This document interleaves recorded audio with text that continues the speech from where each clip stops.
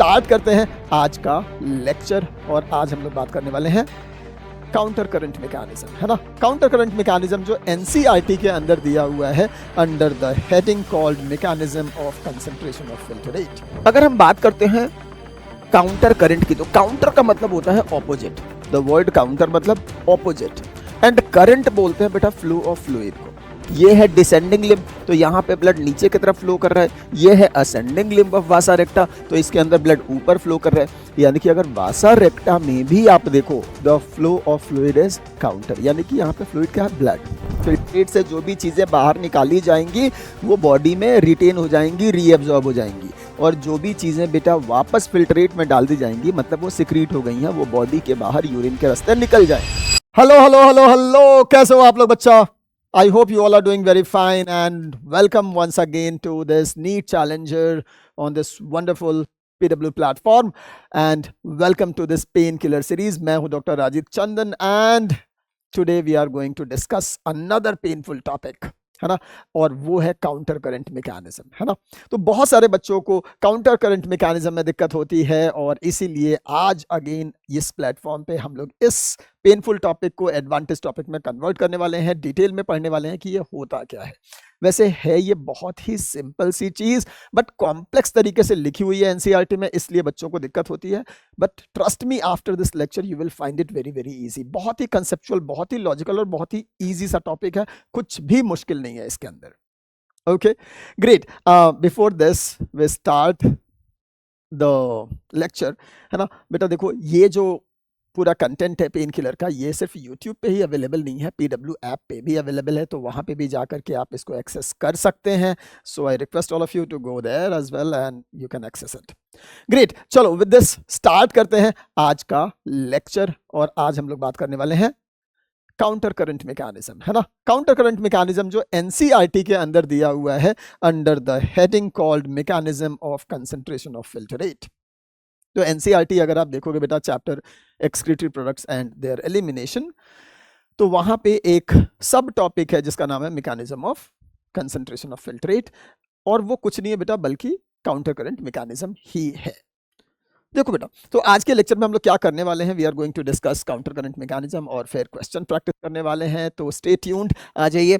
सबसे पहली चीज अगर हम लोग बात करते हैं कि what is mechanism of concentration of filter rate, ये जो एनसीईआरटी ने टॉपिक दे रखा है इसका मतलब क्या है।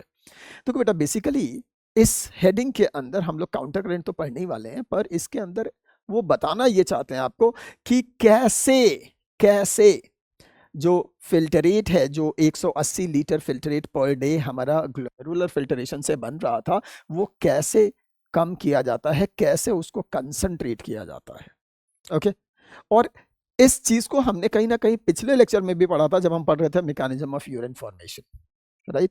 और उसमें हम लोग पढ़ते हुए एक चीज समझे थे कि ड्यूरिंग दिस होल प्रोसेस, है ना, during the process of urine formation medullary concentration gradient का बहुत बड़ा रोल था, क्योंकि जैसे ही फिल्टरेट नीचे जा रही थी through the descending limb of loop of Henle, water का रीएब्जॉर्प्शन हो रहा था, and this was only possible due to concentration gradient of the medulla.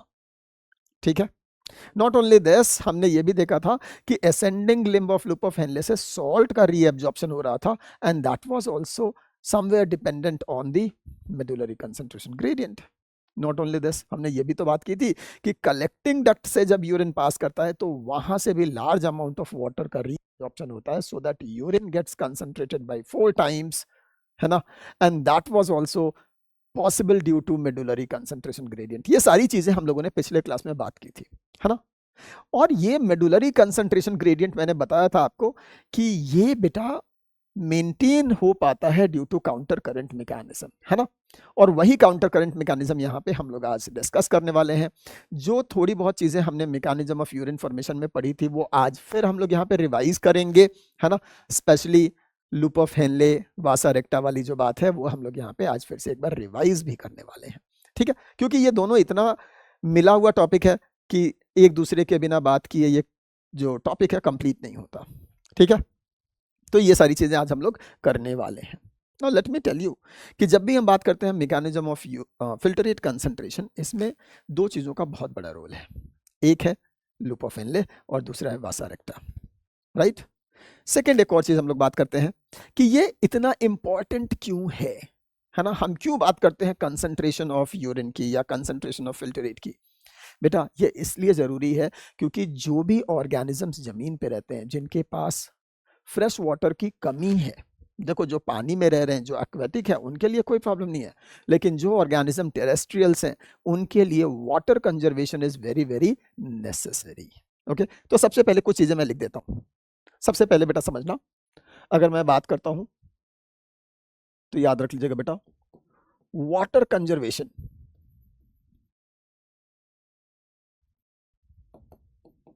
Is crucial, या मैं लिख दूं नेसेसरी फॉर टेरेस्ट्रियल ऑर्गेनिजम्स। समझना बेटा, मैं ना थोड़ा सा रूट कॉज की बात कर रहा हूं, बहुत जरूरी होता है इनके लिए, क्योंकि वाटर ये कंजर्व नहीं करेंगे तो डिहाइड्रेट करके मर जाएंगे, ठीक है। और इसीलिए in advance animals such as mammals, and obviously mammals में सबसे एडवांस कौन है, humans, we have remarkable capacity to concentrate the urine, ठीक है। हम लोग बात कर रहे हैं मैमल्स, या ब्रैकेट में लिख दूं humans have remarkable ability, not property, let's say ability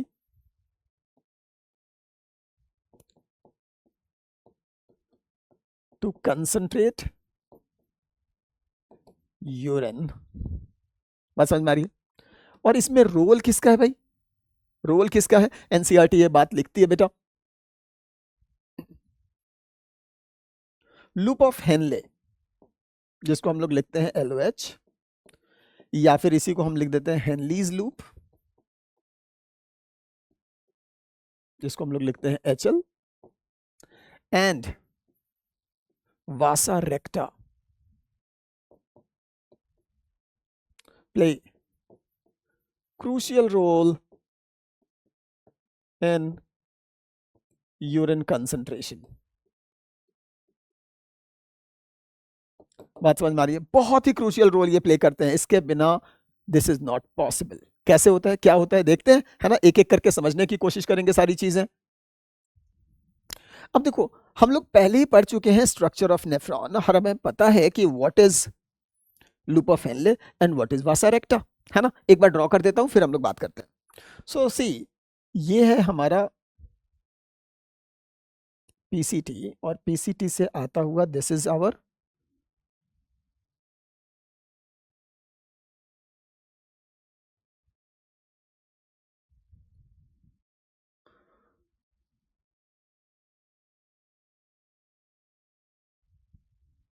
loop of Henle, है ना। अभी जो मैं ड्रॉ कर रहा हूं वो क्या है बेटा, लूप ऑफ हेनले। अच्छा ये उल्टा बन गया है, इसको सीधा कर देते हैं।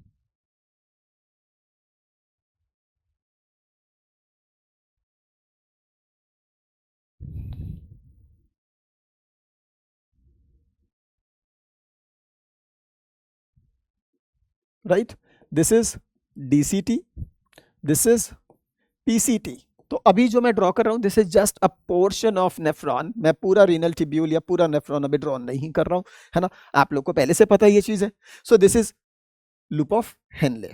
ओके, अच्छा लूप ऑफ हेनले ड्रॉ करने से पहले बहुत इंपॉर्टेंट होता है ये मार्क कर देना कि कहां से मेडुला है और कहां से आपका कॉर्टेक्स है। So let me mark it.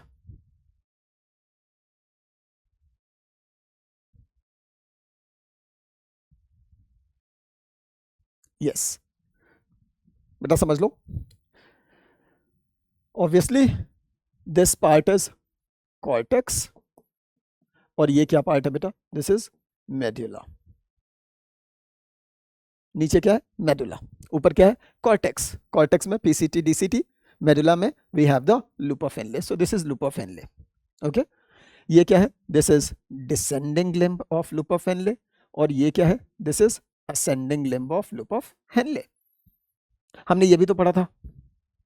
अच्छा इसको मैं मार्क कर दूंगा थोड़ी देर में, पहले मैं बना लेता हूं थोड़ा सा वासा रेक्टा। तो वासा रेक्टा के बारे में हमने पढ़ा है या एनसीईआरटी ने भी लिखा है, it is a fine branch of peritubular network, है ना। तो जो पेरीट्यूबुलर नेटवर्क आ रही थी बेटा, मान लो इसी का एक ब्रांच है, ये यहां से चला गया, यहां से एक ब्रांच निकला है which is running parallel to the loop of Henle, which is running parallel to the loop of Henle, और इसी को हम क्या बोल देते हैं, दिस इज वासा रेक्टा, है ना। तो ये है वासा रेक्टा। और वासा रेक्टा के अंदर ब्लड का फ्लो कैसा है बेटा, तो ब्लड का फ्लो यहां पर है डाउनवर्ड और यहां पर है अपवर्ड, ठीक है। ये क्या है, so this is your descending Vasa recta, this is ascending vasa recta,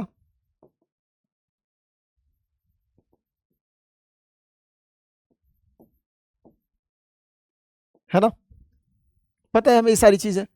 ये क्या है, this is your descending limb of loop of Henle, और ये क्या है बेटा, this is ascending limb of loop of Henley, clear है। ये सारी चीजें हमें पहले से पता है, बस ये एक रिकैप है, रिवीजन है आपके लिए, correct.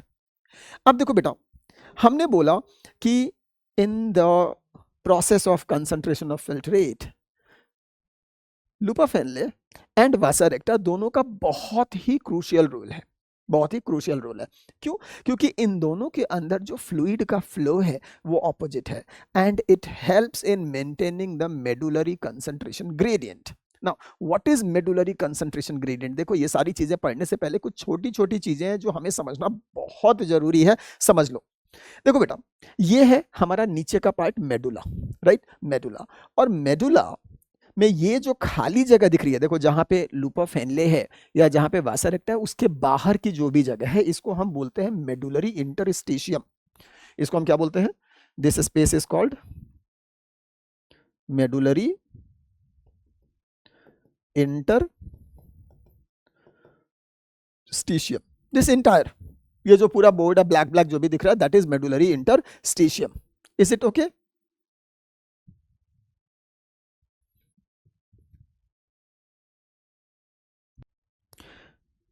So this blank space is medullary interstitium, ठीक है, खाली जगह। इंटरस्टिशियम मतलब इंटरस्टिशियल स्पेस, तो जो भी आपके सेल्स के बीच का स्पेस होता है उसको हम क्या बोल देते हैं, इंटरस्टिशियल स्पेस, है ना। मेडुला के अंदर जो खाली जगह है, दो सेल्स के बीच की जो जगह उसको हम क्या बोल देंगे, मेडुलरी इंटरस्टिशियल स्पेस, या इसी को हम शॉर्ट में बोल देते हैं मेडुलरी इंटरस्टिशियम। ओके, अब देखो बेटा, जब भी हम इंटरस्टिशियम की बात करते हैं, इंटरस्टिशियल स्पेस की बात करते हैं, तो उसके अंदर एक फ्लूइड भरा होता है जिसको हम बोलते हैं इंटरस्टिशियल फ्लूइड। ओके, और इस फ्लूइड के अंदर ऑब्वियस सी बात है कुछ सॉल्यूट्स होंगे, ठीक है, वाटर होगा, सॉल्यूट्स होंगे, सॉल्यूशन होगा ना कोई। अब यहाँ पे ये जो मेडुलरी इंटरस्टिशियम है, इसके फ्लूइड का जो कंसंट्रेशन है वो ही कहलाता है मेडुलरी इंटरस्टिशियल कंसंट्रेशन ग्रेडियंट, या जिसको हम शॉर्ट में बोल देते हैं मेडुलरी कंसंट्रेशन ग्रेडियंट। ओके, अब हम क्या देखते हैं बेटा कि यहाँ पे मेडुला के अंदर ये जो इंटरस्टिशियल कंसंट्रेशन ग्रेडियंट है, इट रेंजेस फ्रॉम 300 टू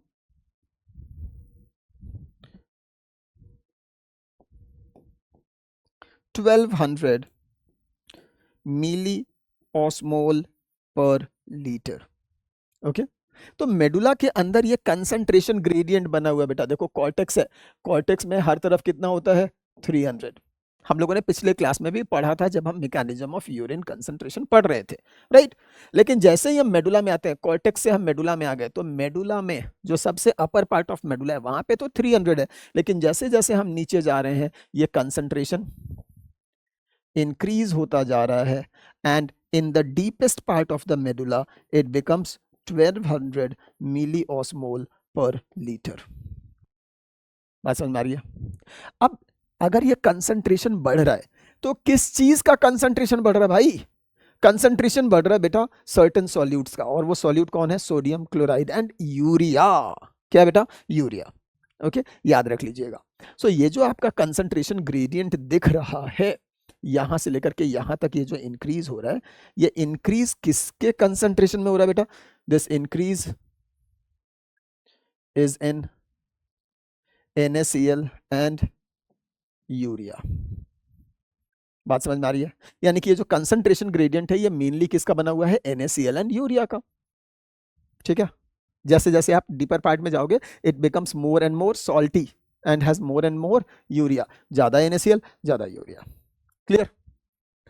अब सवाल यह है कि ये कंसंट्रेशन ग्रेडियंट बन गया है, दैट्स ओके, अच्छी बात है ये बन गया, लेकिन ये मेंटेन कैसे रहेगा? This is the function of counter current mechanism. Okay, अब देखो अगर यहाँ पे NaCl ज्यादा है, डीपेस्ट पार्ट में 1200 मिलीऑस्मोल कंसंट्रेशन है, मतलब NaCl और यूरिया का कंसंट्रेशन ज्यादा है, तो क्या होगा?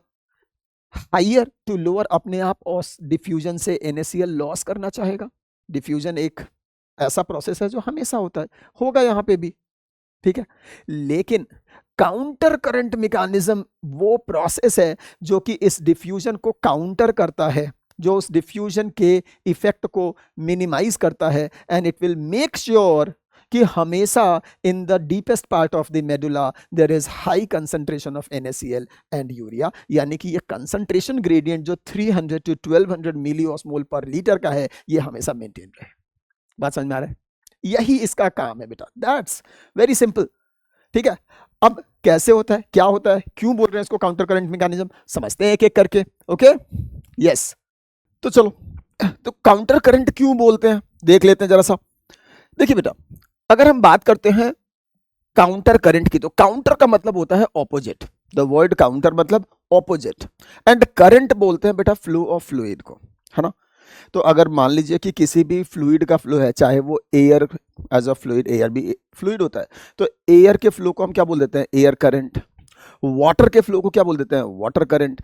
मतलब किसी भी फ्लूइड के फ्लो को हम बोलते हैं करंट। ठीक है, और काउंटर वर्ड का मतलब मैंने बताया ऑपोजिट। तो कहीं पे भी अगर दो फ्लूइड का मूवमेंट बेटा एक दूसरे के ऑपोजिट चल रहा हो, मतलब एक अगर लेफ्ट टू राइट जा रहा है तो दूसरा राइट टू लेफ्ट आ रहा है, तो अगर इस तरीके का मूवमेंट हो रहा है लिक्विड्स का, फ्लूइड का, तो इसको हम बोलते हैं काउंटर करंट। Counter current. अगर दोनों सेम डायरेक्शन में जा रही होती, पैरेलल करंट, भाई समझ रहे हो, पैरेलल करंट, लेकिन ये क्या है? Counter current. ओके, अब यहाँ पे एनसीईआरटी बोलती है कि कहाँ कहाँ पे काउंटर करंट है। तो एनसीईआरटी यहाँ पे तीन बातें करती है बेटा, जरा ध्यान से देखना। एनसीईआरटी कह रही है कि देखो भाई, the flow of liquid in the limbs of loop of Henley, मतलब डिसेंडिंग लिम्ब में फिल्ट्रेट नीचे जा रहा है, और अगर मैं बात करूं असेंडिंग लिम्ब में तो फिल्ट्रेट ऊपर जा रहा है, मतलब यहां पर भी क्या है? Counter current. क्या हो गया? Counter current. Not only this, अगर हम ध्यान से देखते हैं तो हमें दिख रहा है कि द फ्लो ऑफ ब्लड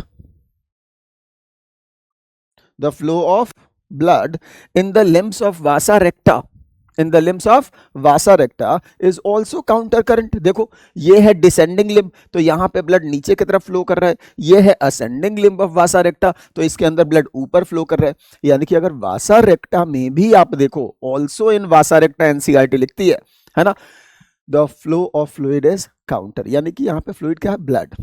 तो the flow of blood in the limbs of vasa recta is counter current. तो ये भी क्या हो गया है? Counter current. अच्छा, नॉट ओनली दिस, एनसीईआरटी एक और बात बोलती है बेटा, जरा ध्यान से सुनना, कि if you look at this, मतलब हर एक लूप ऑफ हेनले के लिम्ब के एडजेसेंट जो वासा रेक्टा का लिम्ब है, समझना बेटा, यहां देखिए, है ना। तो यहां पर देखो बेटा, अगर हम बात करते हैं descending limb of loop of Henle की, तो इसके एडजेसेंट में क्या है? Ascending limb of vasa recta. इन दोनों में भी जो फ्लो ऑफ फ्लूइड है, लूप ऑफ हेनले में फिल्ट्रेट और वासा रेक्टा के लिम्ब में ब्लड, इन दोनों लिक्विड का जो फ्लो है वो एक दूसरे के क्या है? काउंटर है। यहां पर फिल्ट्रेट नीचे आ रहा है तो ब्लड ऊपर जा रहा है। बात समझ में आ रही है? So this is also counter current. समझिए, counter current. Not only this, जो सेकंड पेयर है, एडजेसेंट पेयर है, किसका बेटा? सेकेंड एडजेसेंट पेयर है of the loop of Henle and vasa recta. तो यहाँ पे ascending limb of loop of Henle है और उसके एडजेसेंट में क्या होता है, descending limb of vasa recta. एक में फिल्टर रेट ऊपर जा रहा है तो दूसरे में ब्लड नीचे आ रहा है। यहां पर भी क्या हो रहा है बेटा, counter current. Are you getting it?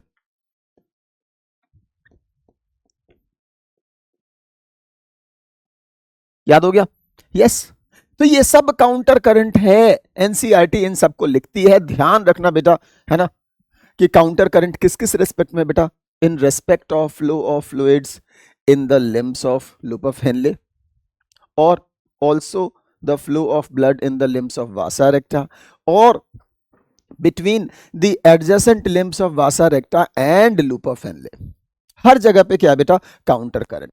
अब इस काउंटर करंट से कैसे, how does it help in maintaining the medullary concentration gradient, ये हम समझते हैं और ये सबसे इंपॉर्टेंट यही तो चीज है, राइट। चलो देखना चालू करते हैं।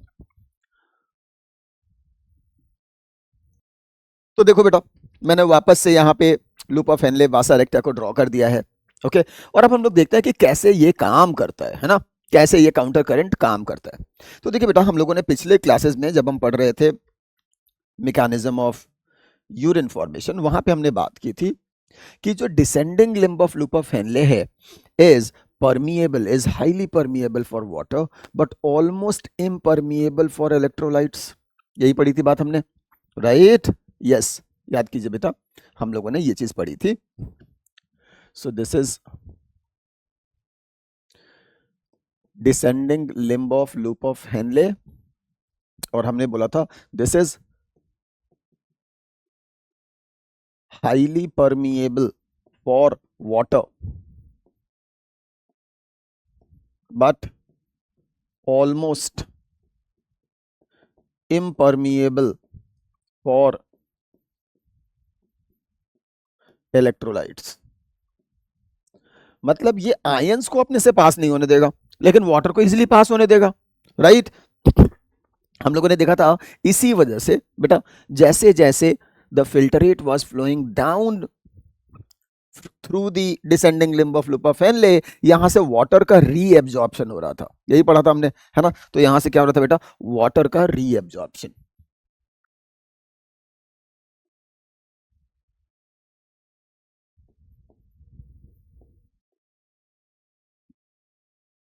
और ये रीअब्जॉर्ब होकर के वाटर सबसे पहले कहां जाता है, मेडुलरी इंटरस्टिशियम में, है ना, और फिर वहां से इनटू द वासा रेक्टा, लेकिन वो बाद में बात करेंगे। अब देखो बेटा, यानी कि जैसे जैसे ही फिल्टरेट बेटा is passing down in the descending limb of loop of Henley, जैसे जैसे वो इनर मेडुला की तरफ पास कर रहा है, इसका बहुत सारा वाटर रीअब्जॉर्ब हो जा रहा है, जिसकी वजह से फिल्टरेट का वॉल्यूम डिक्रीज कर रहा था, कंसंट्रेशन इंक्रीज कर रहा था। याद करो बच्चा, हम लोगों ने पढ़ा था कि जो कंसंट्रेशन है इट वाज वेरिंग फ्रॉम, यहाँ पे 300 है, से लेकर के बढ़ता बढ़ता at the deepest part it becomes 1200, है ना।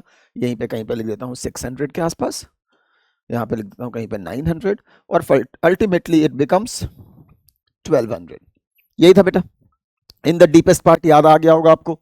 अब देखो बेटा, as we look at the filtrate here in the deepest part of the loop of Henle, इसमें वाटर कम है लेकिन सॉल्ट का कंसंट्रेशन तो ज्यादा है ना बेटा, क्योंकि वाटर तो निकल गया, सॉल्ट तो कुछ नहीं निकला था, क्योंकि ये जो मेम्ब्रेन है ये इम्परमिएबल फॉर इलेक्ट्रोलाइट्स है। तो वाटर निकला जा रहा है, सॉल्ट जितना था पहले जितना था उतना ही है, लेकिन वाटर निकलने की वजह से वॉल्यूम कम हो रहा है, तो सॉल्ट का कंसंट्रेशन इंक्रीज हो रहा है, और इंक्रीज होकर कितना पहुंच गया, up to 1200 milli osmole per litre, which is in equilibrium with the deepest medullary interstitial concentration. बात समझ में आ रही है? यस। यानी कि यहाँ पे जो फिल्टरेट है वो बहुत ज्यादा नमकीन है, इसमें बेटा इलेक्ट्रोलाइट्स बहुत ज्यादा है, ठीक है। अब जैसे ही यहां से through this hairpin loop the filtrate is moving upward, जैसे जैसे अपवर्ड मूव करता है तो बाहर की तरफ जैसे जैसे जाएंगे towards the outer cortex, the concentration is decreasing, बाहर का कंसंट्रेशन डिक्रीज हो रहा था, अंदर में कंसंट्रेशन फिल्टरेट का ज्यादा है, बाहर में कम है। तो अब क्या होगा बेटा, बाहर से अंदर पानी आना चाहिए, लेकिन दिस मेम्ब्रेन है ना, हमने पढ़ा था कि ये जो मेम्ब्रेन है ascending limb of loop of Henley is impermeable for water, यही पढ़ा था आपने, है ना, याद कीजिए। This is your ascending limb of loop of Henle, और ये कैसा होता है बेटा,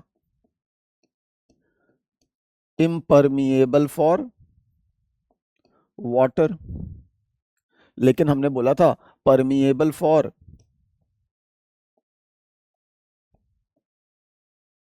इलेक्ट्रोलाइट्स। ठीक है भाई, इलेक्ट्रोलाइट्स के लिए ये परमिएबल है। ओके, तो वाटर तो नहीं इसके अंदर आ सकता है, सो दैट कंसंट्रेशन को डिक्रीज किया जा सके, तो क्या होगा बेटा, सॉल्ट को बाहर निकाल देंगे, क्योंकि परमिएबल है सॉल्ट के लिए, तो यहां से सॉल्ट निकलना चालू हो रहा था, आपको याद होगा, राइट, तो यहां से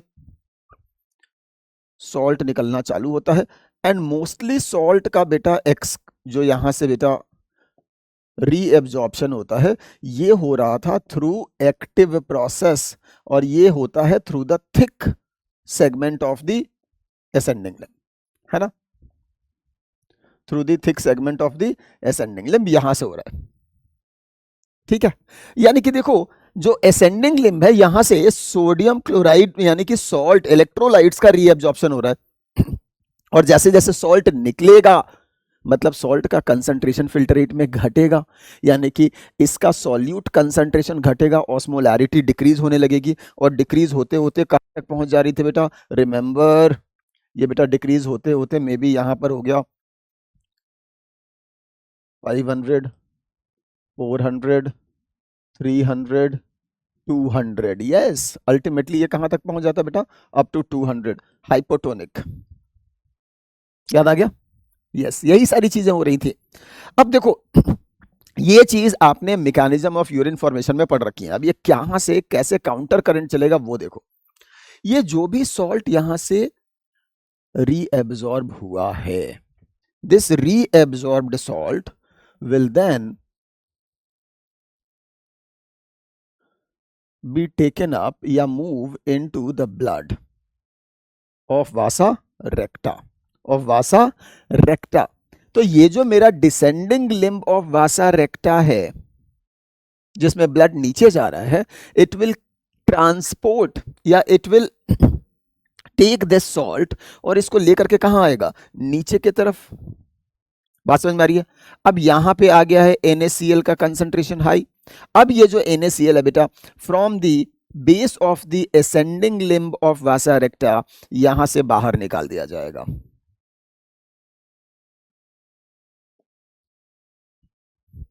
बात समझ में आ रही है। तो ये NaCl इज रिटर्न्ड, ये जो NaCl है is returned into the medullary interstitium via the ascending limb of vasa रेक्टा। ठीक है बेटा, अब देखो यहां पे एनसीईआरटी क्या लिखती है, कैसे लिखती है, जरा सुनना। एनसीईआरटी लिखती है कि NaCl is transported through the ascending limb of loop of Henle, बात समझ में आ रही है, is transported through the ascending limb of loop of Henley.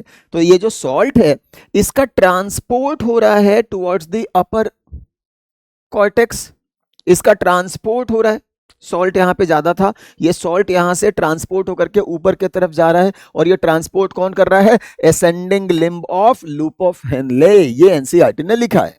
NCERT ने और आगे क्या लिखा बेटा, देखो जरा सा, इसने लिखा कि आगे लिखा है बेटा इसी स्टेटमेंट में, which is exchanged with the descending limb of vasa रेक्टा। समझो पूरा लाइन एनसीईआरटी ने क्या लिखा है, एनसीईआरटी ने लिखा है कि NaCl is transported by the ascending limb of Vasa ascending limb of loop of Henle which is exchanged with the descending limb of vasa रेक्टा। बात समझ में आ रही है, ध्यान से सुनो, ध्यान से समझो, ये लाइन सबसे अधिक दिक्कत करती है बच्चों को, ध्यान दीजिए। एनसीईआरटी ने बोला है कि ये जो NaCl है इसका ट्रांसपोर्ट फिल्टरेट में है ना, ये NaCl, ये सॉल्ट कहाँ है अभी, ये जो 1200, ये हमने किसकी कंसंट्रेशन की बात की थी, फिल्टरेट की, राइट, और फिल्टरेट कहाँ है, in the loop of Henley, right. तो ये फिल्टरेट के साथ सॉल्ट का ट्रांसपोर्टेशन कौन कर रहा है, ascending limb of loop of Henle, ascending limb of loop of Henle आ गया। जैसे ही बेटा ये जो filtrate thick segment of the ascending limb of loop of Henle में पहुंचता है, तो थिक सेगमेंट के अंदर बेटा बहुत सारे ट्रांसपोर्टर्स होते हैं, बहुत सारे ट्रांसपोर्टर्स होते हैं। स्पेशली यहाँ पर बेटा NKCC सेल्स होते हैं, है ना, जो कि सोडियम पोटाशियम क्लोराइड तीनों का ट्रांसपोर्ट करवाते हैं। कैसे करवाते हैं अभी दिखाता हूं आपको, थोड़ा सा और डिटेल में लेके चलता हूं आउट ऑफ NCERT। चलो, तो थोड़ा सा NCERT से बाहर का डायग्राम है। यस बच्चा देखो, मैं फिर से बोल रहा हूं, ये बिल्कुल एडिशनल है, आउट ऑफ NCERT का ज्ञान है, ठीक है, आउट ऑफ NCERT एक्स्ट्रा ज्ञान है, ठीक है, एक्स्ट्रा ज्ञान है बेटा। ये जरा ध्यान से देखिए कि यहाँ पे हो क्या रहा है ना। जब हमने बोला है कि जैसे ही बेटा filtrate is going through the thick segment of the ascending limb of loop of Henley, तो वहां पे from the thick segment actively जो इलेक्ट्रोलाइट्स हैं उनको बाहर की तरफ फेंका जा रहा है, मतलब उनका रीएब्जॉर्प्शन किया जा रहा है। फिल्टरेट से जो भी चीजें बाहर निकाली जाएंगी वो बॉडी में रिटेन हो जाएंगी, रीएब्जॉर्ब हो जाएंगी, और जो भी चीजें बेटा वापस फिल्टरेट में डाल दी जाएंगी, मतलब वो सिक्रीट हो गई हैं, वो बॉडी के बाहर यूरिन के रास्ते निकल जाएंगी, इजंट इट, है ना। तो अब देखो जरा सा, यहां देखिए बेटा, ये वाला अभी हम डायग्राम की बात नहीं कर रहे हैं, ओके अभी हम इस डायग्राम पे फोकस नहीं कर रहे हैं, हम इस डायग्राम पे फोकस कर रहे हैं। नीचे वाले डायग्राम को देखेंगे बेटा आप, है ना। देखो जरा सा, ये देख रहे हो, ये इस पार्ट की बात हो रही है ना। This is the thick segment of the ascending limb of loop of Henle, ठीक है बेटा। ये जो थिक सेगमेंट है इसका हमने एक क्रॉस सेक्शन लिया यहां पे, और देखो thick segment is lined by these cuboidal epithelial cells, ठीक है। क्यूबॉइडल एपिथेलियम है which is known for its absorption and secretion role, ठीक है। अब यहां से बेटा कैसे एब्जॉर्प्शन हो रहा है तो उसका मैकेनिज्म समझने की कोशिश करो। ये देखो बेटा, यहां पे हमने एक सेल लिया है, ओके, और ये जो सेल है this is the tubular cell of the ascending limb of loop of Henle, ठीक है। अब देखो इस साइड में अगर मैं बात करूं तो याद रखना बेटा, ये है ट्यूबुलर ल्यूमेन, मतलब इधर क्या है बेटा, यहां पर है फिल्टरेट, और इधर है बेटा रीनल इंटरस्टिशियल फ्लूइड, और रीनल इंटरस्टिशियल फ्लूइड के ही पास में यहां पर होता है हमारा ब्लड वेसल, वासा रेक्टा। बात समझ में आ रही है? यहां पर क्या होगा, वासा रेक्टा। सिंस ये असेंडिंग लिम्ब है तो यहां पर क्या होगा, डिसेंडिंग वासा रेक्टा, ओके। अब समझो हो क्या रहा है, कैसे हो रहा है। तो फिल्टरेट में से यहां से देखिए बेटा, बस मैकेनिज्म की बात कर रहा हूं, बिल्कुल अतिरिक्त ज्ञान है ना। अगर आपको बहुत इंटरेस्ट हो तभी इस चीज को पढ़ना, नहीं हो तो बेटा नीट के लिए तो ये इंपॉर्टेंट नहीं है, अंडरस्टैंडिंग के लिए बहुत इंपॉर्टेंट है, लेकिन नीट के लिए बहुत इंपॉर्टेंट नहीं है। ये मैं पहले बोल रहा हूं, ये अतिरिक्त ज्ञान है, एक्स्ट्रा ज्ञान है। अब देखो बेटा, तो ये फिल्टरेट है, फिल्टरेट में से ये देखिए बेटा, यहां पर एक ट्रांसपोर्टर है जिसको हम बोलते हैं सोडियम प्रोटोन या hydrogen transporter, sodium hydrogen transporter, ये दिख रहा है। अब ये कर क्या रहा है बेटा, सोडियम का तो रीएब्जॉर्प्शन कर रहा है, सोडियम का क्या कर रहा है बेटा, क्योंकि ये फिल्टरेट से निकल करके कहां आ गया, सेल में, तो रीएब्जॉर्ब हो गया, सोडियम इज इनसाइड। बात समझ में आ रही है? और H प्लस का क्या हो गया, सिक्रीशन, H प्लस का क्या हो गया, सिक्रीशन, H प्लस सिक्रीट हो गया और सोडियम एब्जॉर्ब हो गया, ठीक है। नॉट ओनली दिस बेटा, यहां पर एक और चैनल है और इस चैनल को हम बोलते हैं NKCC, sodium potassium chloride cotransporter cell, ठीक है, NKCC सेल्स।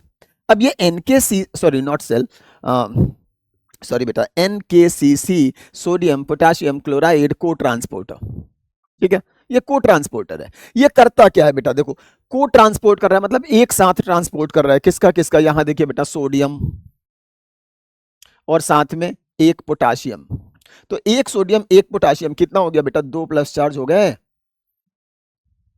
इलेक्ट्रिकल न्यूट्रलिटी रखने के लिए ये साथ में 2 क्लोरीन को भी कर लेता है, 2 क्लोराइड आयंस, यानी कि at a time it is reabsorbing 4 ions, 2 cation 2 anion, एक सोडियम एक पोटाशियम और 2 क्लोराइड। समझ में आ रहा है? तो इन सब का हो गया एब्जॉर्प्शन।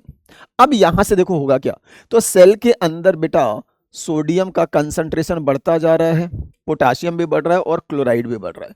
अब ये जो सोडियम है, नाउ दिस इज इफ्लक्स्ड, सेल के बाहर निकाल दिया जा रहा है भाई, सोडियम पोटाशियम पंप। ये क्या है, this is nothing but sodium potassium pump है ये बेटा।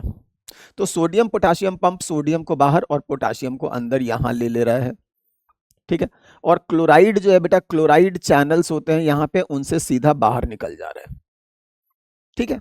अच्छा, अब ये जो पोटाशियम यहां आया है, इस पोटाशियम का 2 फेट है, या तो ये potassium is secreted back into the filtrate, या फिर इट विल बी रीअब्सॉर्ब्ड। ये डिपेंड करेगा कि बॉडी में पोटाशियम का लेवल कितना है।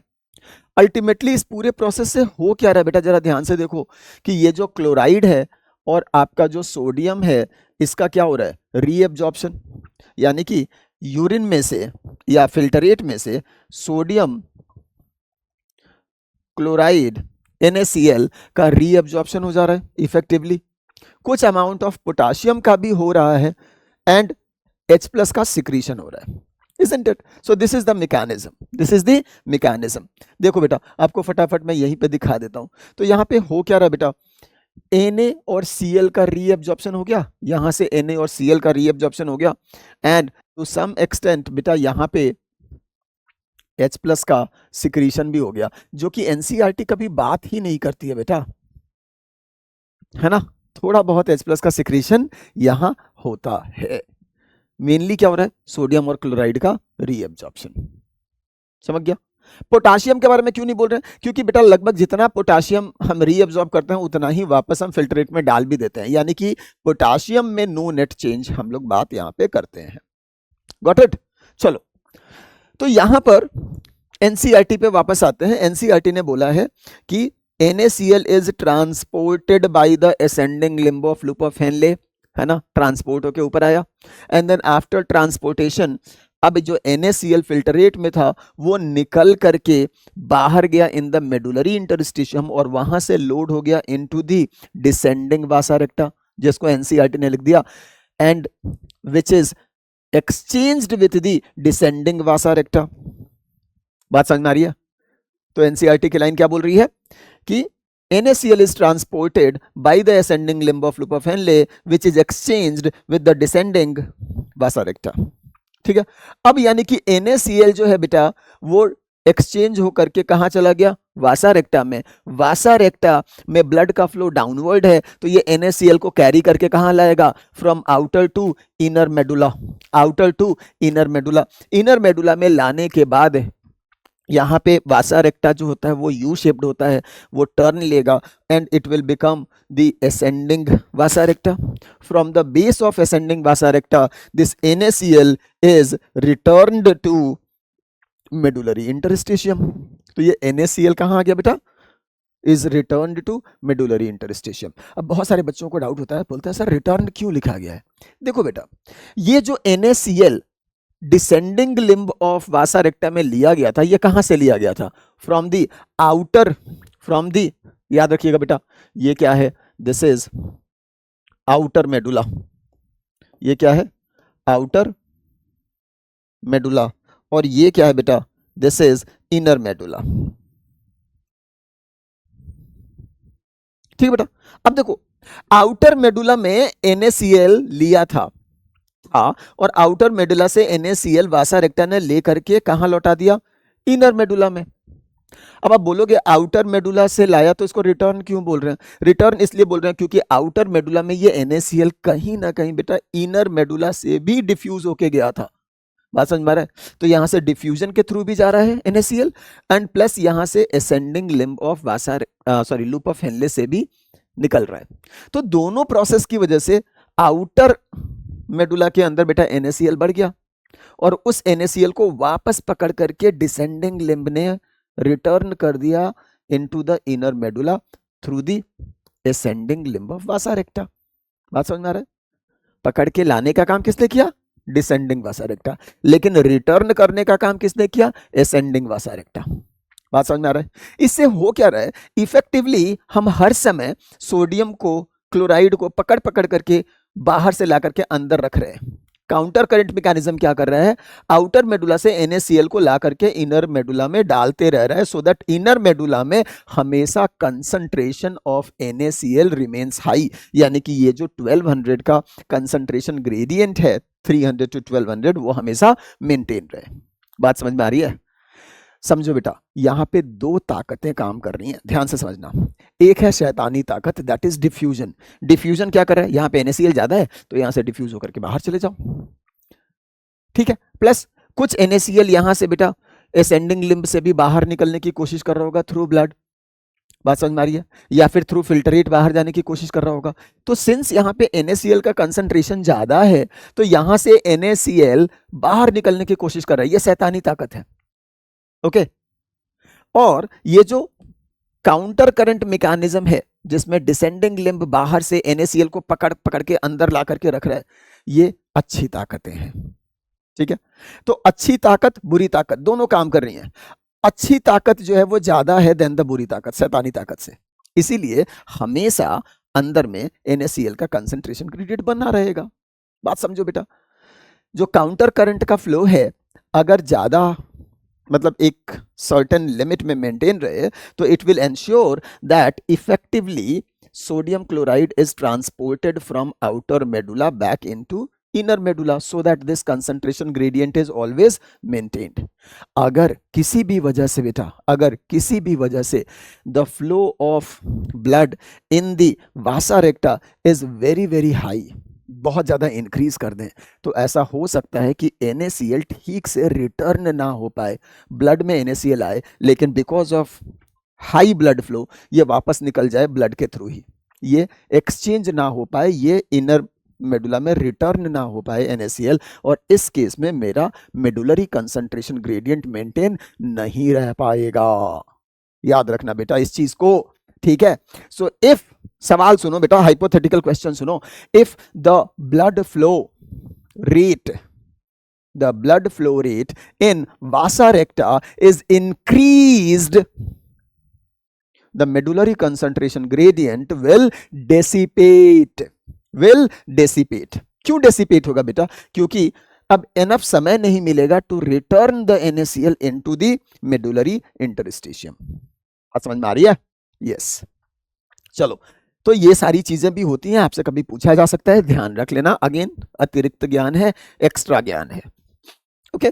तो देखो, यानी कि काउंटर करंट फ्लो जो है ये किस में हेल्प कर रहा है? In returning the NaCl into the medullary interstitium and thus helps in maintaining the concentration gradient of the medulla।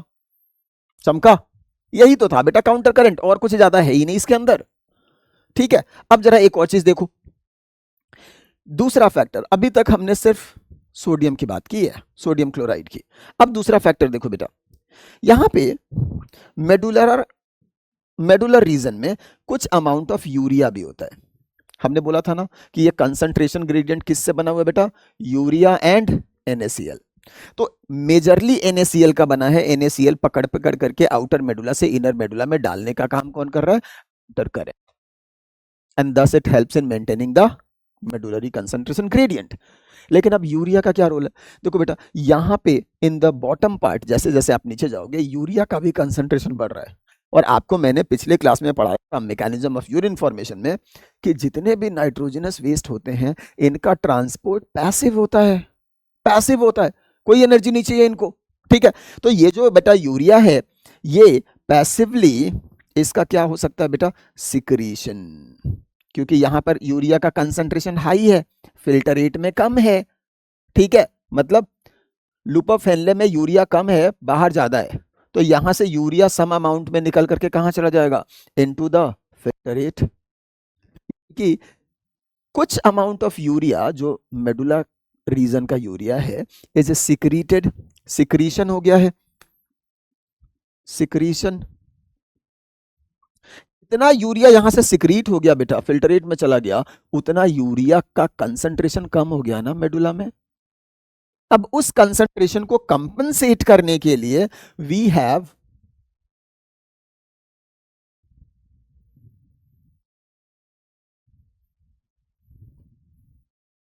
Collecting duct. क्या है हमारे पास? Collecting duct. यस बेटा, तो यहां पर हमने पढ़ा था कलेक्टिंग डक्ट, याद कीजिए बेटा। तो ये जो कलेक्टिंग डक्ट है, इससे similar amount of urea is reabsorbed. बात समझ में आ रही है? जितना यूरिया सिक्रीट होता है, same amount of urea is reabsorbed, so that medulla के अंदर यूरिया का कंसंट्रेशन चेंज ना हो। बात समझ में आ रही है? यस। तो NaCl का level in the inner medulla maintain करने के लिए काउंटर करंट चल रहा है, यूरिया का कंसंट्रेशन मेंटेन करने के लिए रीएब्सॉर्प्शन हो रहा है। बात समझ में आ रही है? मैं लिख दूं, मैं यहीं पे लिख देता हूं बेटा,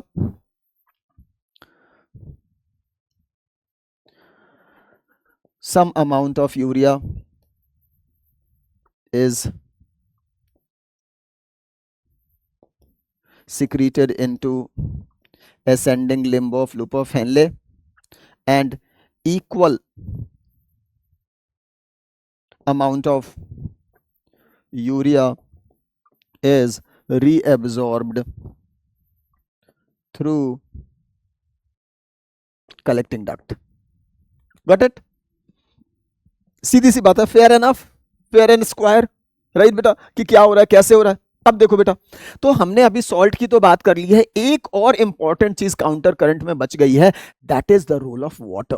अब समझो बेटा, अगर हमें मेडुला के अंदर कंसंट्रेशन मेंटेन करनी है, 300 to 1200 का कंसंट्रेशन ग्रेडियंट मेंटेन करना है, तो सिर्फ सॉल्यूट पे नहीं, हमें सॉल्वेंट पे भी ध्यान देना पड़ेगा। समझ रहे हो? कंसंट्रेशन में concentration is directly proportional to solute and inversely proportional to solvent volume।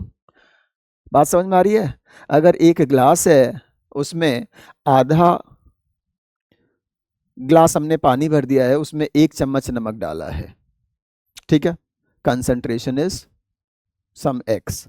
एक दूसरा ग्लास है जो पूरा पानी से भरा हुआ है और उसमें हमने 2 चम्मच हमने नमक डाला है, तो पूरे भरे ग्लास में 2 चम्मच नमक, आधे ग्लास में 1 चम्मच नमक, दोनों का कंसंट्रेशन क्या होगा? बराबर, राइट? दोनों का कंसंट्रेशन क्या होगा? दोनों ग्लास में सॉल्यूट का कंसंट्रेशन इज इक्वल। लेकिन अब बेटा, आधे भरे ग्लास में वापस हमने सिर्फ प्लेन वाटर से फुल कर दिया, यानी कि अब फुल ग्लास में 1 स्पून सॉल्ट है, दूसरे वाले ग्लास में 2 स्पून सॉल्ट है, तो किसका कंसंट्रेशन है? 2 वाले का। जो पहले वाला था, पहले इक्वल कंसंट्रेशन में था जब तक वो आधा भरा हुआ था, लेकिन पूरा भरने की वजह से अब इसका कंसंट्रेशन हाफ हो गया है। Are you getting it? हाँ जी। यानी कि जैसे ही आप किसी सॉल्यूशन में सॉल्वेंट ऐड करते हो तो उसका कंसंट्रेशन डिक्रीज कर जाता है ना? ये बात समझ में आ रही है? अब यहां पे जरा देखना चालू करो, let's talk about the descending limb of loop of Henley. Descending limb of loop of Henle से वाटर का हमने रीअब्जॉर्प्शन किया था, यस बेटा, है ना? और ये जो एक्स्ट्रा वाटर है, अगर बेटा यही मेडुलरी इंटरस्टिशियम में ही रुका रह जाए तो it will increase the solvent volume, जिसकी वजह से कंसंट्रेशन डाइल्यूट हो जाएगी, जिसकी वजह से कंसंट्रेशन डाइल्यूट हो जाएगी। सो इट इज इंपॉर्टेंट कि ये जो वाटर है इसको हम यहां से बाहर निकालें, ठीक है? और ये काम कौन करता है बेटा? ये काम करता है ascending limb of vasa recta, ascending limb of vasa recta। तो ascending limb of vasa recta, यहां पे भी काउंटर करंट फ्लो हो रहा है, जिसकी वजह से जो वाटर रीअब्सॉर्ब हुआ था from the descending loop of Henley will be removed out by the blood. तो मेडुला में इस वाटर को हम रहने नहीं दे रहे हैं, इस वाटर को यहां से जो ascending vasa recta है वो लेकर निकल जा रहा है, so that medullary concentration gradient can be maintained. चमका? बस इतनी सी तो चीज होती है बेटा, दिस इज काउंटर करंट। तो काउंटर करंट का मेन फंक्शन क्या हो गया? To maintain the medullary concentration gradient. और मेडुलरी कंसंट्रेशन ग्रेडियंट अगर बना रहेगा तो आपको मालूम है that it will help in the concentration of filtrate as well as concentration of urine via the collecting duct. क्योंकि बेटा जब collecting duct से यूरिन पास हो रहा था तो due to medullary concentration gradient यहाँ से वाटर का रीएब्जॉर्प्शन पॉसिबल हो पा रहा था. अगर ये कंसंट्रेशन ग्रेडियंट नहीं होता तो बेटा यूरिन का concentration through the collecting duct would not have been possible. Right, बात समझ में आ रही है? यस, इसीलिए हम लोग बेटा बोलते हैं कि counter current mechanism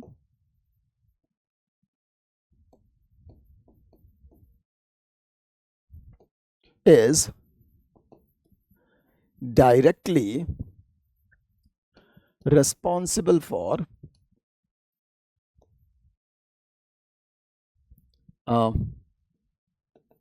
maintaining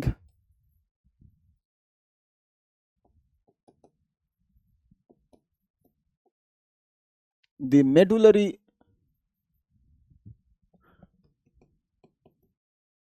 interstitial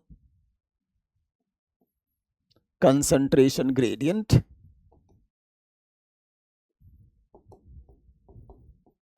that is 300 milliosmol per liter to 1200 milliosmol per liter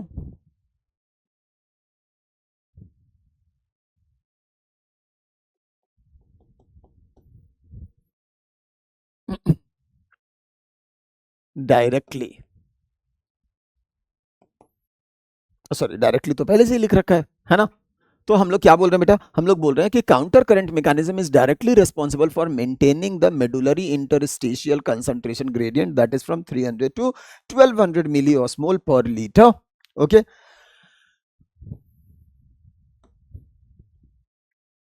next line में हम लोग लिख रहे हैं कि this medullary concentration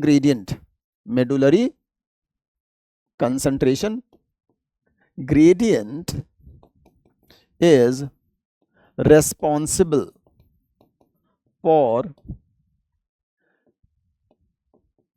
concentration of filtrate और यूरिन. बात समझ में आ रही है? एनसीईआरटी ने ऐसे लिखा है. एक्चुअली ये वर्ड यहाँ पे होना चाहिए था यूरिन, क्योंकि फिल्टरेट का तो कंसंट्रेशन होता नहीं है. फिल्टरेट जो एंटर करता है लूप ऑफ हेनले में वो 300 एंटर करता है और जो एग्जिट करता है वो भी अराउंड 300 का ही होता है. सो effectively from the loop of Henley filtrate का कंसंट्रेशन इंक्रीज डिक्रीज नहीं करता है.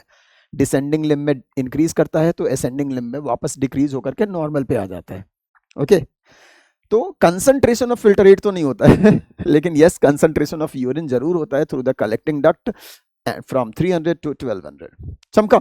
ओके, तो अब आप समझो कि काउंटर करंट जो है वो क्या कर रहा है? डायरेक्टली कंसंट्रेशन ग्रेडियंट को मेंटेन करवा रहा है और ये concentration gradient is responsible for concentration of urine या फिल्टरेट. देयरफॉर हम बोल सकते हैं क्या, जो काउंटर करंट मैकेनिज्म है mechanism is indirectly responsible for concentration of filtrate और यूरिन. बेटा समझिएगा, है ना? बहुत ही प्यारी सी लाइन है और स्टेटमेंट में आपको फंसाया जा सकता है, असर्शन रीजन में फंसाया जा सकता है. ध्यान रखना बेटा, काउंटर करंट मैकेनिज्म का डायरेक्ट रोल होता है regulating and maintaining the medullary concentration gradient, which in turn is responsible for the concentration of filtrate slash urine.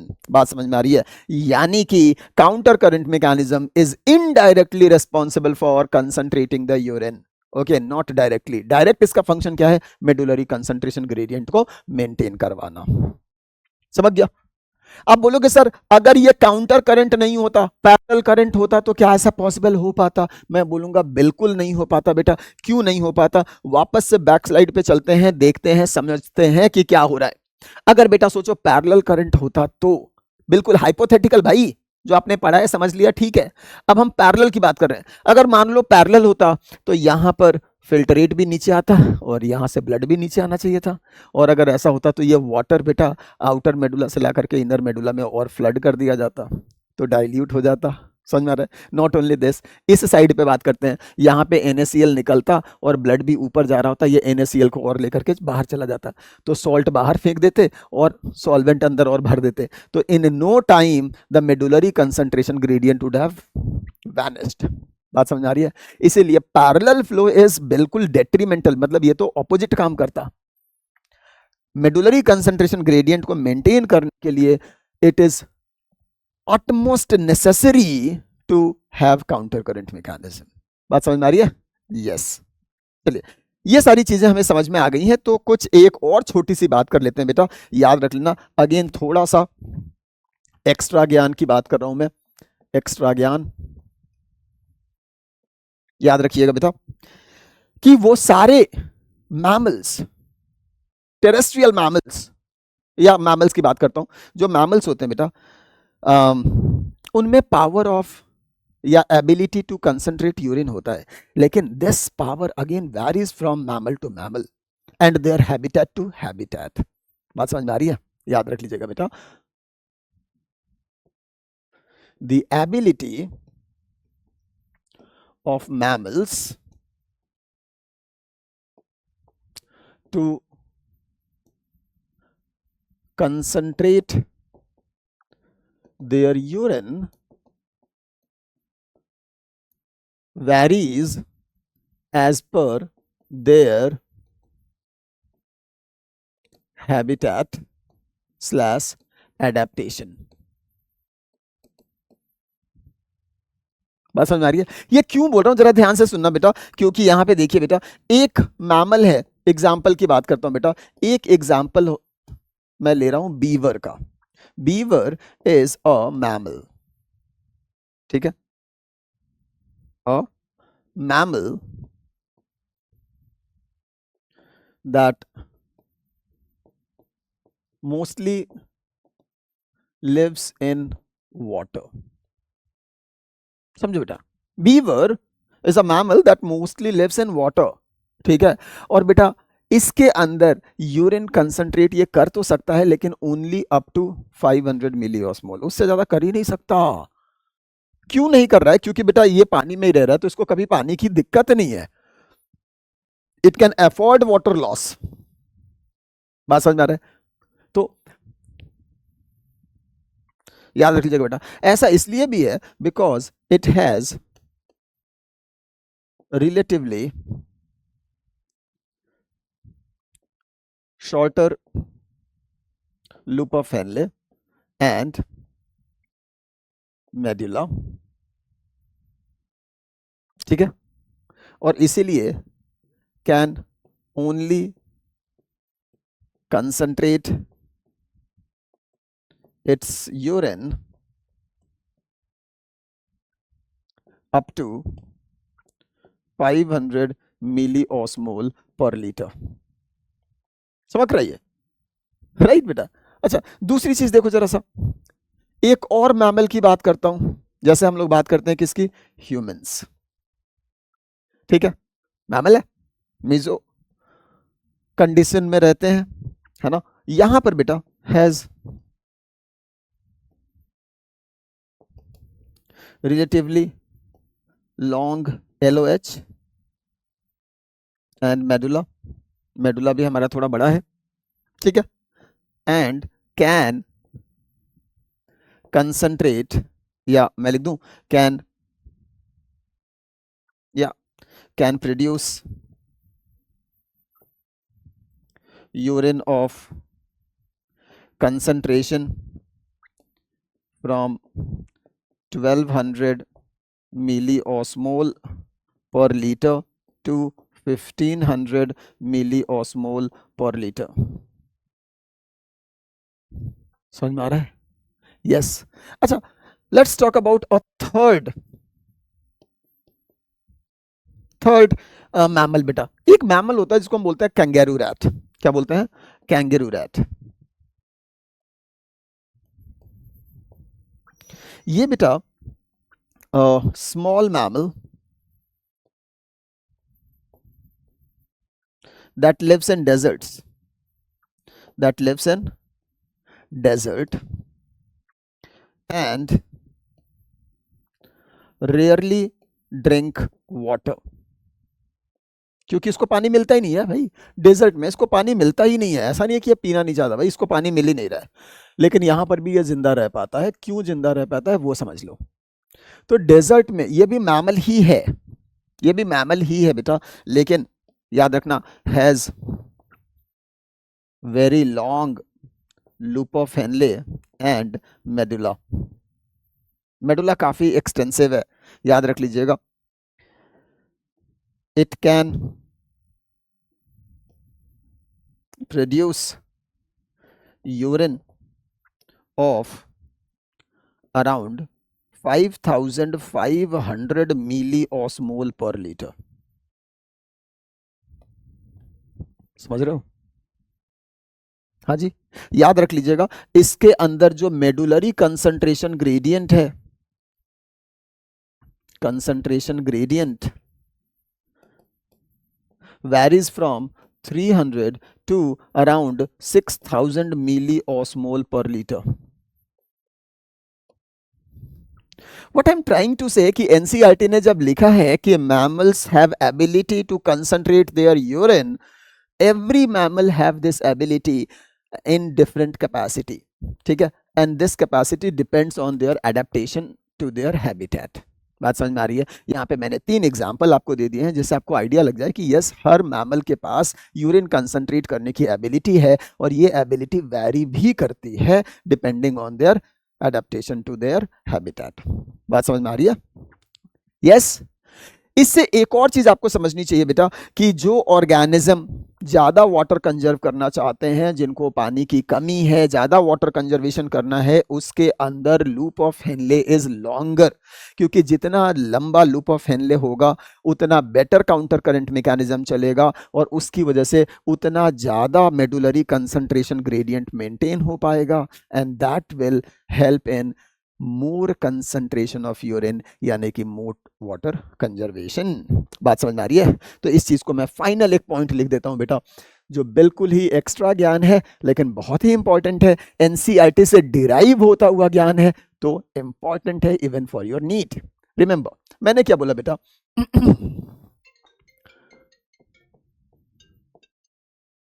Longer loop of Henle, ठीक है, longer LOH loop of Henley implies better या more effective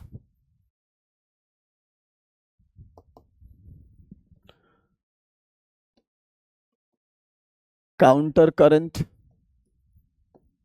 अगर ज्यादा better या more effective counter current है, मतलब this will lead to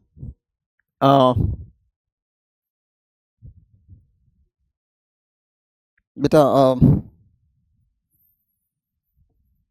enhanced medullary concentration gradient, ठीक है बेटा। और अगर मेडुलरी कंसंट्रेशन ग्रेडियंट एनहांस हो रही है, ज्यादा हो रही है, then it will help in better concentration of urine. अगर बेटर कंसंट्रेशन ऑफ यूरिन हो रही है या मोर, है ना, concentration of urine, so this will help in more water conservation। बात समझ में आ रही है? क्लियर है? और इसीलिए हम देखते हैं कि डेजर्ट मैमल्स, लाइक अगर हम बात करें बेटा, हमने बोला था कंगारू रैट और even camel have longer LOH and more number of JM, juxtamedullary nephrons। समझ में आ रही है बेटा? Yes. So this is counter current mechanism. I hope आपको एक फील मिल गया है कि काउंटर करंट मैकेनिज्म होता क्या है, कैसे चलता है। रेस्ट चीजें आपने already mechanism of urine formation में पढ़ ली थी। दोनों को बेटा कोरिलेट करके पढ़ना so that you have a better understanding. Great, okay, so this is it from the theory. आज फटाफट जरा सा कर लेते हैं बेटा क्वेश्चन प्रैक्टिस। आइए फटाफट देखना चालू करते हैं बेटा, क्वेश्चन प्रैक्टिस टाइम। तो यहाँ पे बेटा असर्शन रीजन है, याद रखिएगा बेटा, बहुत ही इंपॉर्टेंट टॉपिक है काउंटर करंट, इससे हर बार सवाल पूछा जाता है ना, तो ध्यान से पढ़ना और बहुत ही समझने वाला टॉपिक है। गारंटीड है एक बार अगर आपने इसको समझ लिया ना तो फिर आपको कभी कंफ्यूजन नहीं होगा। अगर आपने नहीं समझा है, थोड़ा सा भी इफ एंड बट है, तब तो आपको हमेशा ये परेशान करेगा। ओके, एक बार बैठो, ध्यान से पढ़ो, एक एक चीजें लिख करके करो। एक बार अगर कॉन्सेप्ट क्लियर हो गया फिर तो कोई दिक्कत नहीं है, ठीक है। और हमेशा कंसंट्रेशन के पॉइंट ऑफ व्यू से सोचो, आपको बिल्कुल क्रिस्टल क्लियर हो जाएंगे ये सारे कॉन्सेप्ट्स। ओके, चलिए क्वेश्चन करते हैं बेटा। Assertion osmolarity of fluid increases towards inner medullary interstitium, क्या ये बात सही है? यस, बढ़ता है। This gradient is caused by water and urea. Water नहीं भाई, NaCl and urea, so this statement is wrong. Assertion is true, reason is false. assertion is true, reason is false। A clear हो गया? आ जाओ next question देखते हैं बेटा। Again assertion reason है, human body can produce urine which is 4 times concentrated than blood. क्या ये बात सही है? देखो बेटा, 4 times concentrated than the initial filtrate concentration. NCERT का यहां पे ये लिखना है, देन ब्लड नहीं, उन्होंने क्या लिखा था, देन इनिशियल फिल्टरेट कंसंट्रेशन। लेकिन मजे की बात पता है क्या है? मजे की बात यह है बेटा, ब्लड का कंसंट्रेशन कितना होता है? 300 मिली ऑस्मोल पर लीटर, और इनिशियल फिल्टरेट, ठीक है, इनिशियल फिल्टरेट का भी कितना होता है? 300 मिली ऑस्मोल पर लीटर। दोनों बराबर ही तो होते हैं, ठीक है। ओके, नेक्स्ट देखो, रीजन में लिखा है the convoluted nature of PCT and DCT plays a big role in it. देखो बेटा, यूरिन का जो कंसंट्रेशन हो रहा है 4 times, इसमें पीसीटी और डीसीटी का रोल नहीं है। किसका रोल है? Loop of Henle and vasa रेक्टा। किसका बेटा? Loop of Henle and vasa रेक्टा का रोल है, क्योंकि यही काउंटर करंट को ऑपरेट करवाते हैं, मेंटेन करवाते हैं, जिसकी ऑपरेट करवाते हैं, जिसकी वजह से मेडुलरी कंसंट्रेशन ग्रेडियंट बनता है, which is responsible for this concentration. तो रीजन बिल्कुल फॉल्स है। असर्शन की अगर हम बात करें तो ये नीट है बेटा, नीट के अकॉर्डिंगली ये भी फॉल्स है, क्योंकि एनसीईआरटी की लाइन में हमने छेड़छाड़ कर दी है। अगर आप टेक्निकली देखोगे तो असर्शन सही हो जाएगा, क्योंकि दोनों की वैल्यू 300 होती है, लेकिन हम यहाँ पे एनसीईआरटी के लाइन को फॉलो करते हुए असर्शन को भी कर रहे हैं फॉल्स। तो यहाँ पे कोई ऐसा ऑप्शन है क्या? नहीं है बेटा, यहाँ पे ऐसा कोई भी ऑप्शन नहीं है। If both true, A is true, R is false, A is false, R is true, बेटा ऑप्शन लगाएंगे यहाँ पे C। तो यहाँ पे हम assertion को ट्रू कर दे रहे हैं ऑप्शंस को देखते हुए। अगर ऑप्शन में होता assertion and reason both are false तो हम दोनों को फॉल्स लगा देते, ठीक है, लेकिन यहाँ पे नहीं है, तो हम टेक्निकलिटी पे चले गए हैं एंड हम लोग बोल रहे हैं कि assertion is true, reason is false. Okay बेटा, चलिए नेक्स्ट क्वेश्चन देखेंगे। Which of the following statements are correct regarding mechanism of concentration of filtrate in human kidneys? Let us see. The flow, है ना, कौन कौन से सही है ये बताना है। The flow of filtrate in 2 limbs of Henle's loop is in opposite direction and thus forms a counter current. क्या ये बात सही है? Yes, बिल्कुल सही है, अभी तो हमने पढ़ा था। The flow of blood through the 2 limbs of vasa recta is also in a counter current pattern. Yes, ये भी सही है। Counter current mechanism helps in maintaining or decreasing osmolarity towards the inner medulla. Decreasing नहीं बेटा, increasing, है ना। तो ये क्या हो गया? गलत है। एंड ऑप्शन डी देखते हैं बेटा, NaCl is transported by descending limb of loop of Henley, नहीं बेटा असेंडिंग, है ना, ascending limb of loop of Henle which is exchanged with the ascending limb of vasa recta, नहीं बेटा descending, दोनों उल्टा कर दिया इन लोगों ने, है ना, तो ये भी गलत हो गया है। Answer is A and B यानी कि ऑप्शन सी। क्लियर है? ओके, देखो बेटा नेक्स्ट क्वेश्चन देखते हैं। The osmotic concentration of a glomerular filtrate in the cortex region of kidneys is about dash milliosmol। ठीक है, तो osmotic concentration of glomerular filtrate in cortex region is 300, क्योंकि cortex का कितना होता है कंसंट्रेशन 300 मिलियोस्मोल, तो वहां पे कॉर्टेक्स के एरिया में जो भी चीजें हैं, चाहे वो ग्लोमेरुलस है, बोमेंस कैप्सूल है, पीसीटी है, डीसीटी है, certain anterior part of collecting duct है, जो भी चीजें बेटा whichever part of nephron lies in the cortex region, they always have fluid at 300 milliosmole. समझ में आ रहा है? आइसोटोनिक, तो आंसर लगाएंगे सी। नेक्स्ट क्वेश्चन क्या है बेटा? Which of the following part of nephron is almost impermeable to electrolyte? Almost impermeable to electrolyte कौन सा होता है? Descending limb of loop of Henle। Descending limb of loop of Henle कहाँ है? Descending limb of loop of Henle, है ना। Water के लिए permeable, electrolyte के लिए almost impermeable। What will happen if the diameter of the afferent arteriole is less than efferent arteriole?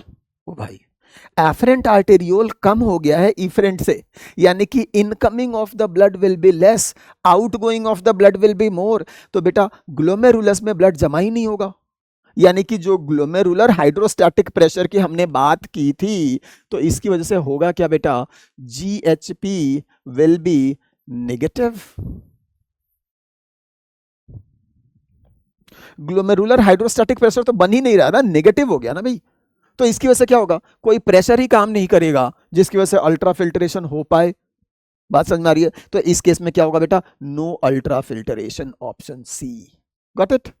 आइए next question देखते हैं। स्टेटमेंट 1, 2, दो स्टेटमेंट दिया हुआ है। Reabsorption is maximum in the ascending limb of Henle's loop. क्या reabsorption maximum है ascending limb of loop of Henle में? नो बेटा, is maximum in the PCT. Reabsorption maximum कहां होता है बेटा? पीसीटी से, ना कि लूप ऑफ हेनले से। ओके, चलिए statement 2, the flow of blood through the two limbs of vasa recta is in counter current pattern, this is correct. Okay बेटा, तो स्टेटमेंट 1 जो है वो फॉल्स है, 2 जो है वो करेक्ट है। Got it? आइए नेक्स्ट क्वेश्चन देखते हैं। Osmolarity in milliosmol per liter in the outer cortex and inner medulla region of kidney is। तो outer cortex क्या, पूरे cortex में कितना होता है? 300, और inner medulla में कितना होता है? 1200। तो 300 and 1200 रेस्पेक्टिवली, है ना, रेस्पेक्टिवली ध्यान देना बहुत जरूरी है, वरना बच्चे सी भी लगा के चले आते हैं, गलत हो जाएगा, ध्यान रखना है आपको। If Henle's loop were absent from mammalian nephron, which one of the following is to be expected? तो बेसिकली इन्होंने बोला है हेनलीज लूप को हम एब्सेंट कर रहे हैं भाई, हटा दे रहे हैं, तो क्या होगा? There will be no urine formation. नहीं भाई, यूरिन तो बनेगा, ठीक है, यूरिन बनेगा, मतलब लूप ऑफ हेनले हट गया है, पीसीटी के बाद सीधा डीसीटी चालू हो गया है। समझ में आ रहा है? बीच में से लूप ऑफ हेनले गायब है, लेकिन बाकी चीजें तो हैं, जुड़ी हुई हैं। समझ में आ रहा है? तो लूप ऑफ हेनले नहीं होगा तो काउंटर करंट नहीं चलेगा, राइट? लूप ऑफ हेनले नहीं होगा तो जो डिसेंडिंग लिम्ब से वाटर का और असेंडिंग लिम्ब से सोडियम क्लोराइड का एब्जॉर्प्शन होता है वो नहीं हो पाएगा, ठीक है, जिसकी वजह से यूरिन जो है वो कैसा होगा? हाइपोटोनिक बनने वाला है। So there will be hardly any change in the quality and quantity of urine, ये भी नहीं होगा बेटा। The urine will be more concentrated, no, the urine will be more dilute.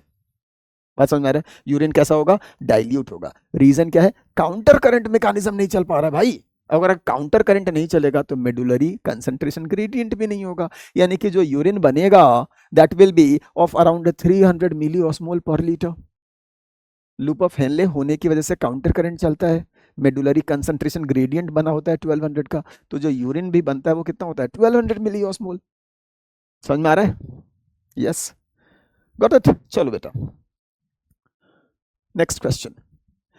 assertion counter current mechanism helps to maintain a concentration gradient in medullary interstitium, not in cortex. Yes, that is correct. Counter current mechanism helps to maintain a concentration gradient in the medullary interstitium. Loop of Henle and vasa recta are present in the cortex. बिल्कुल नहीं, in the medulla. तो assertion सही है, reason गलत है. Assertion is true, reason is false. Which of the following mechanism majorly helps in producing concentrated urine? Okay, तो concentrated urine बनाने में कौन majorly help करता है बेटा? Tubular reabsorption from PCT, reabsorption in DCT, reabsorption from Bowman's, अरे Bowman's capsule से reabsorption तो होता ही नहीं है. Counter current mechanism is Henle's loop and vasa recta. तो बेटा आंसर is D. Okay. आप बोलोगे सर रीएब्जॉर्प्शन किस में हेल्प कर रहा है?